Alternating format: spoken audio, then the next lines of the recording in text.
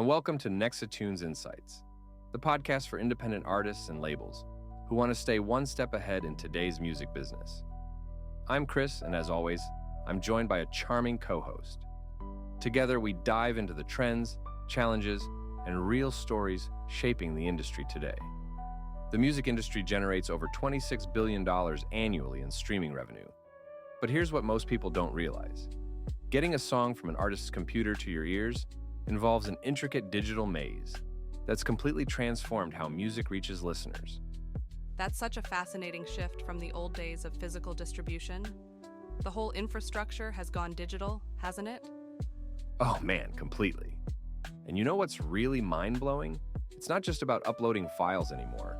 There's this whole technical ecosystem involving metadata, digital identifiers, and complex platform requirements that most people never see. Tell me more about these hidden requirements. What exactly goes into getting a song onto something like Spotify? Well, think of it like a digital passport system. Every song needs specific codes, like ISRC numbers, which are basically social security numbers for music. Then there's all this other technical data: territorial rights, publishing information, platform-specific formatting. It's incredibly detailed. That sounds way more complex than I imagined. How do artists manage all of that? That's where distributors come in. They're like these technical bridges between artists and platforms. But here's what's interesting. They're not involved in promotion at all. They're purely focused on the technical and legal side, making sure everything meets platform requirements. Oh, so they're more like facilitators than promoters? That's different from what I assumed. Exactly. And get this, there's actually a big difference between distributors and aggregators, even though people use these terms interchangeably. Aggregators are more like mass forwarding services, while distributors offer more specific terms and better control over royalties. You know what I'm really curious about? How do artists actually make money through these systems? So there are two main models. First, you've got your flat fee approach.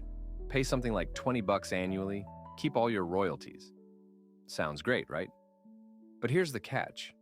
You're completely on your own for managing rights, metadata, and platform issues. Well, that doesn't sound ideal for most artists. What's the alternative?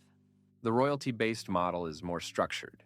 You might give up 30% of earnings, but you get this whole support system. They handle technical delivery, metadata, platform relationships, and actual customer service if things go wrong. That makes so much more sense for serious artists. What other factors should they consider? Here's what's crucial. Artists need to ask about contracts, rights ownership, payment schedules, and access to specialist platforms like Beatport or YouTube's Content ID. And timing is everything. Serious releases need 4 to 6 weeks of planning. That's fascinating about the planning timeline. How does the international distribution work? Oh man, that's where it gets really interesting. Different territories have completely different requirements and restrictions. Some platforms might be huge in one country, but non-existent in another. Plus, royalty rates vary globally. You know, this whole conversation really shows how much expertise is needed just to get music out there now. Absolutely right. And here's what's wild. While the technology has made distribution more accessible, it's also made it more complex. Artists today need to be both musicians and savvy business people who understand these systems. Looking at how far we've come from physical record stores, it's pretty amazing. And you know what's really interesting? The fundamental goal hasn't changed. It's still about connecting artists with listeners. The path is just way more complex now, with all these digital checkpoints along the way. That's such a great point about the core mission staying the same despite all the technical changes. Exactly.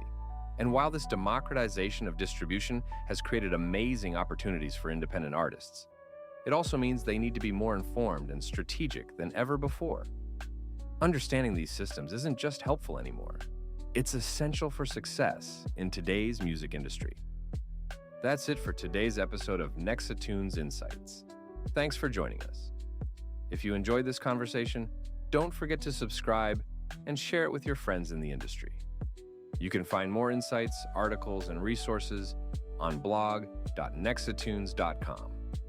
Until next time, stay creative, stay independent.